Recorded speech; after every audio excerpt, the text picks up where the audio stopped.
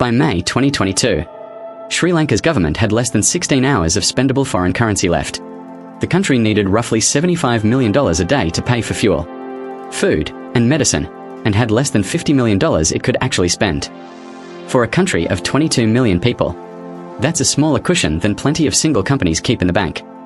This wasn't one company running out of cash, it was a sovereign government, unable to pay for the fuel that ran its buses, the medicine in its hospitals, or the wheat that became its bread. By the end of this video, you'll see exactly how those 16 hours happened: the tax cuts, the harvest that failed, the president who fled the country, including a number the government itself quietly stopped counting as real money, and the surprising place the rescue money ended up coming from.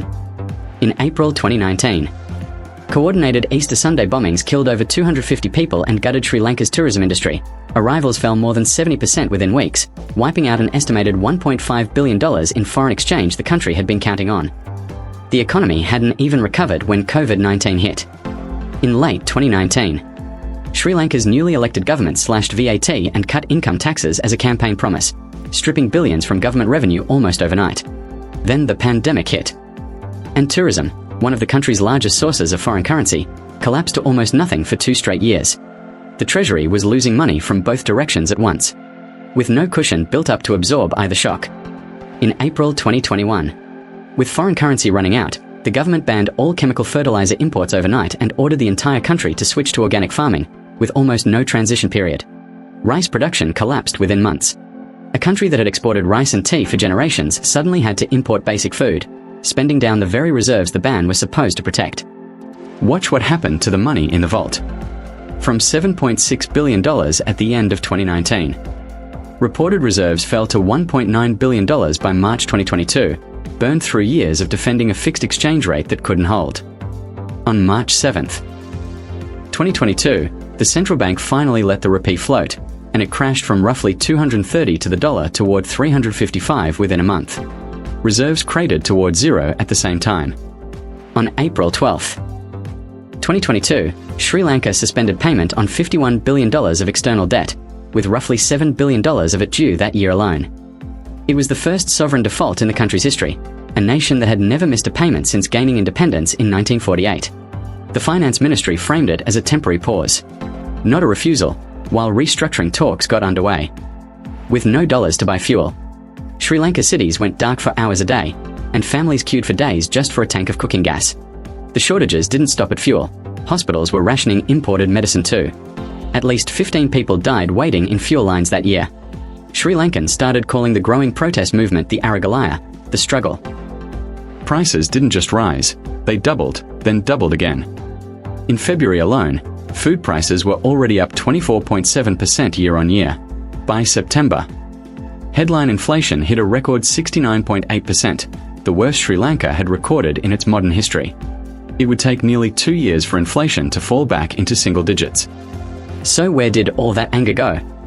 On July 9th, 2022, hundreds of thousands of protesters broke through police lines around the president's official residence, walked in, and stayed, swimming in his pool and cooking in his kitchen while the world watched. Prime Minister Ranil Wickremesinghe was sworn in as acting president that same week, inheriting a government with no money and a country that no longer trusted it.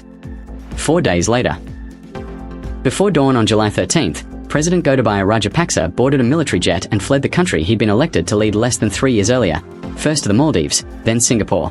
His resignation, emailed from Singapore on July 14th, made him the first sitting Sri Lankan president to flee the country while still in office.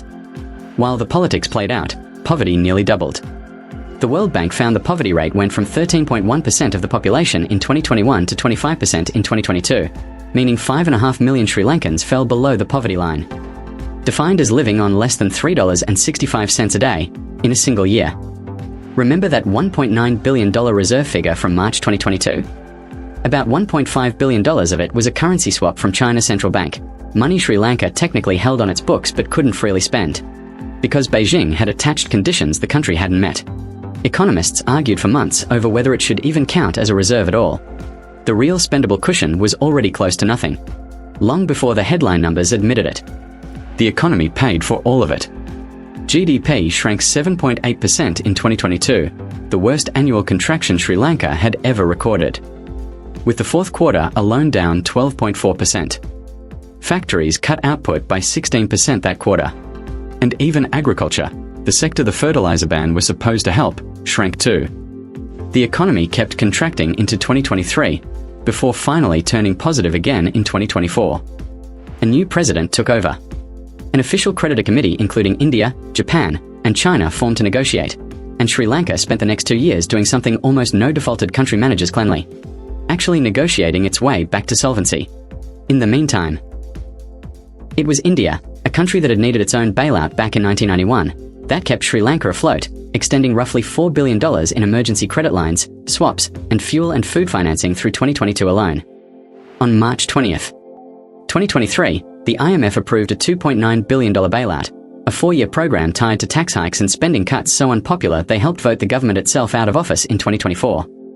By late 2023, creditors agreed to restructure $5.9 billion of that debt. A separate $12.5 billion deal with bondholders was still being finished years later. In dollar terms, the whole economy had grown back to just under $99 billion by 2024, up from $84.4 billion the year before. And the reserves came back. From under $50 million in 2022 to $2.1 billion in early 2023 to $6.45 billion by June 2026, the central bank buying dollars whenever it can, net purchasing over $2 billion in 2025 alone, helped by a tourism industry that finally recovered and remittances that kept flowing home.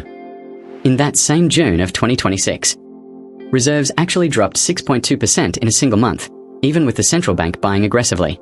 Economists still debate how much of a cushion is really enough for a country that ran this close to zero once already. 4 years after 16 hours of money left, Sri Lanka still hasn't proven the number can't fall that low again. 16 hours became the number Sri Lanka never wants to see again, a country of 22 million people that ran out of money before it ran out of time to fix it. Every month since. In a small office at the central bank, someone updates the number that decides whether that happens again, and it's still moving.